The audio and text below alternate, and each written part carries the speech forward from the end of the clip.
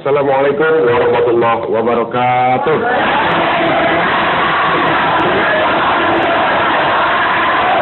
Alhamdulillah pemirsa Indosiar dan ibu-ibu yang hadir di studio.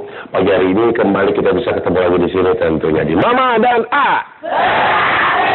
Iya, dan di pagi ini kita akan membahas tema tentang cobaan itu bukan hanya bencana. Sebelum kita ikuti tausiah dari Bapak Dede, saya akan absen dulu. Majelis Taklim yang sudah hadir di studio. Yang pertama dari Majelis Taklim At-Taubah Koja, Jakarta Utara.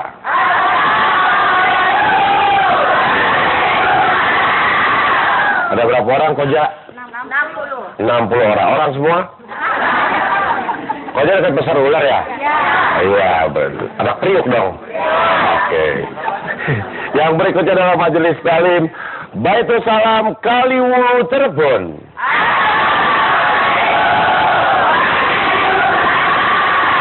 Apa kabar Ibu?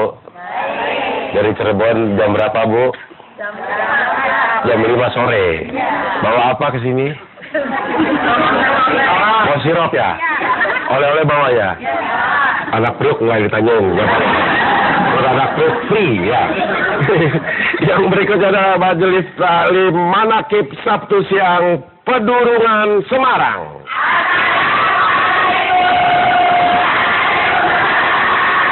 Iya kabarnya Mbak. Iki ono piro?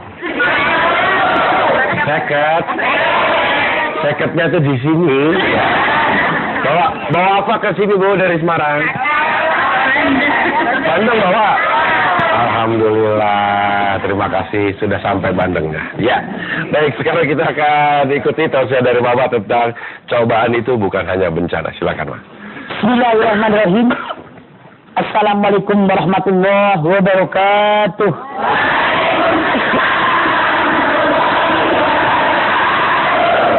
Cobaan itu bukan hanya bencana. Pemirsa, hidup di alam dunia itu perjuangan. Pernahkah Anda mendengar kalimat ini? Kenyataan hidup di alam dunia ini perjuangan. Yang namanya perjuangan harus ada pengorbanan. Perjuangan tanpa pengorbanan jangan harap akan berhasil. Keberhasilan perjuangan seseorang dilihat bagaimana pengorbanan yang dia kerjakan. Tidak ada seorang pun manusia yang hidup di alam dunia yang tidak mendapatkan musibah. Betul? Semua manusia hidup di alam dunia pasti oleh Allah Subhanahu wa Ta'ala diberikan musibah. Apa sih yang dimaksud dengan perjuangan? Ibadah kita. Kenapa? Dari awal manusia diciptakan oleh Allah di alam dunia hanya untuk ibadah.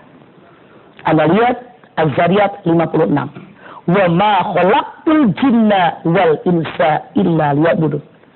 Tidak aku ciptakan jin dan manusia di alam dunia hanya untuk ibadah kepada Allah. Artinya, kalau ada manusia yang mengarungi hidup dan kehidupan, tidak juga dia beribadah kepada Allah, pilih mati aja. Ngapain? Sama aja begini. Si A melamar pekerjaan di kantor B. Di tempat pekerjaan, wajib kerja atau berleha-leha mau dia? Kerja. Yang namanya kita kerja di suatu tempat, tempat kita bekerja punya aturan sendiri, betul nggak? Maka kita sebagai pegawai di tempat kerja kita wajib mengikuti aturan. Kalau tidak ikut aturan, silahkan keluar. Ngerti maksud saya? Kita oleh Allah Subhanahu wa Ta'ala diciptakan di alam dunia yang pertama untuk ibadah kepada Allah. Kalau manusia hidup di alam dunia dan juga dia beribadah kepada Allah, artinya melanggar aturan pemilik dunia. Ya Bu? Jadi kita wajib ibadah. Tapi jangan lupa dalam kita beribadah tentu saja ada godaan setan. Itu sudah mutlak. Tidak ada yang bisa ditawar-tawar godaan setan. Makanya kita di alam dunia, dalam beribadah, dalam berusaha, harus dalam beribadah, dalam menghadapi musibah, wajib usaha. Awaliyat Ar-Ra'd ayat 11. Innallaha la yughayyiru ma biqaumin hatta yughayyiru ma bi anfusihim. Sesungguhnya Allah tidak akan merubah sesuatu kaum sehingga kaum tadi merubah dirinya sendiri. Berhasil tidaknya hidup kita, kembali bagaimana perjuangan kita, bagaimana juga usaha kita. Kita lihat bagaimana kalau suatu saat kita mendapatkan musibah, mendapatkan ketidaknyamanan, kita harus menghadapinya dengan optimis. Jangan menghadapi dengan pesimis. Kenapa saya katakan kita harus menghadapinya dengan optimis, jangan pesimis?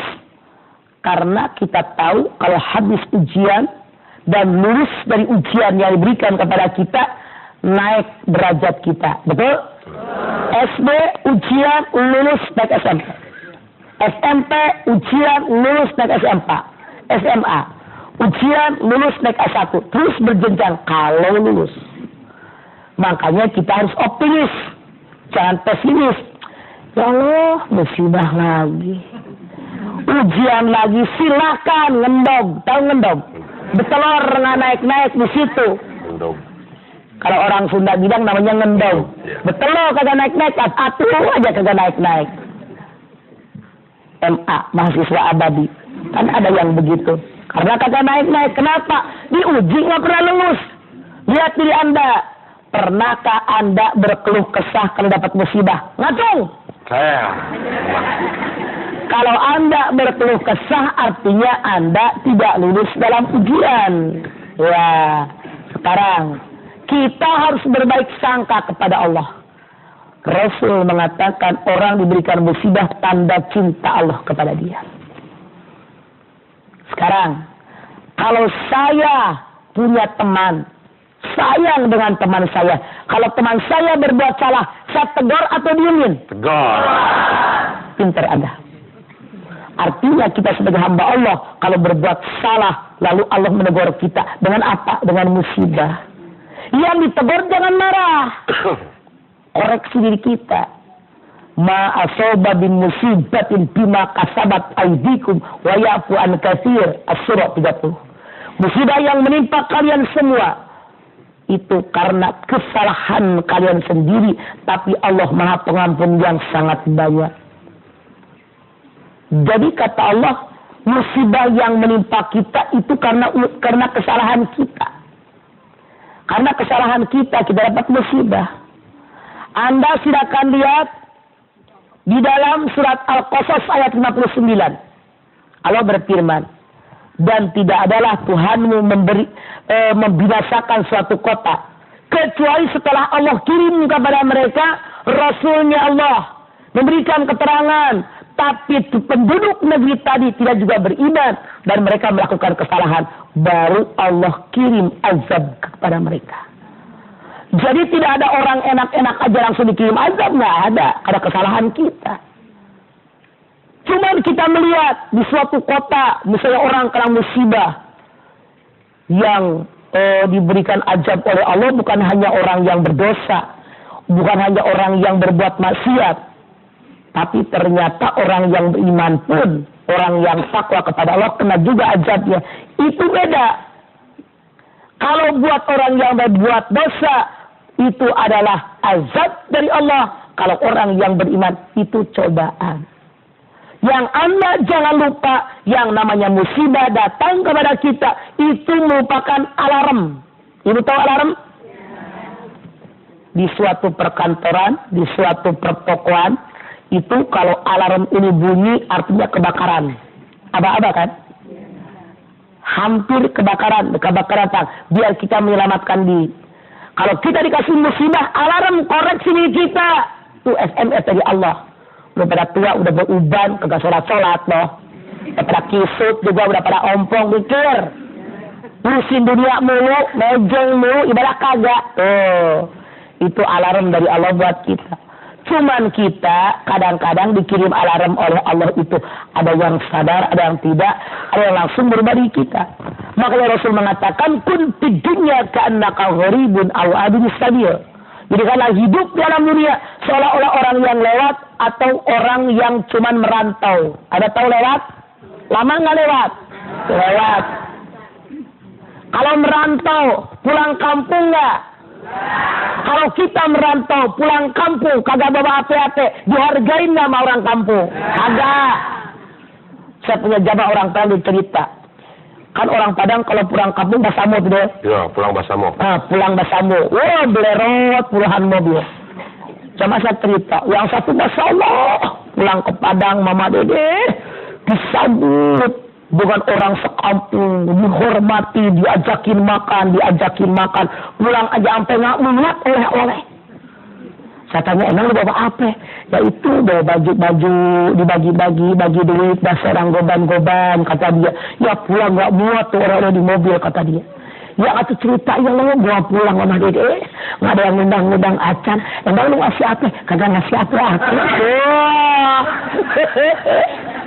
Apa bedanya kita hidup di alam dunia merantau? Ya apa iya? Pulang dari perantauan ke kampung halaman, balik lagi kepada Allah. Kalau kita bawa oleh-oleh, bawa bekalan, pasti dihargai oleh orang yang di sana. Tapi kalau tidak sama sekali, apa yang diberikan penghargaan kepada kita? Makanya ad-dunya mazra'atul akhirah, dunia adalah ladang persembahyan bagi kehidupan akhirat. Jadi yang namanya musibah itu bukan hanya teguran dari Allah, tapi merupakan ujian, ada juga merupakan azab dari Allah untuk mengukur keimanan seseorang. Dilihat dari bagaimana dia menghadapi musibah yang datang kepada mereka. Iya, baik, itu dia tausiah mama untuk tema kita di pagi hari ini tentang cobaan itu bukan hanya bencana. Dan buat Anda yang di rumah yang ingin majelis salimnya hadir di sini, silakan didaftarkan saja majelis salimnya melalui email di mama.beraksi@indosiar.com. Jangan lupa untuk mencantumkan nomor telepon yang bisa dihubungi, juga di kolom subjeknya harus ditulis daftar. Dan buat Anda yang ingin bertanya melalui email, alamat email bersama di mama.beraksi@indosiar.com, jangan lupa dicantumkan di subjeknya curhat dong. Baik, sekarang kita harus break sebentar, nanti kembali lagi tetap di sini di Mama dan A. Insya Allah.